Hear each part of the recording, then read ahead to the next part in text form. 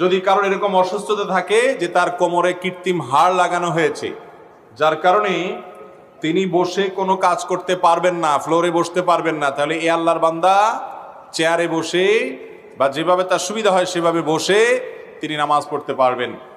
যে ব্যক্তি দাঁড়াতে সক্ষম এবং দাঁড়ানো থেকে চেয়ারে বসতে সক্ষম, তাহলে তার দাঁড়ানোর ফরজ আদায় করতে হবে, দাঁড়ানোটা একটা ফরজ।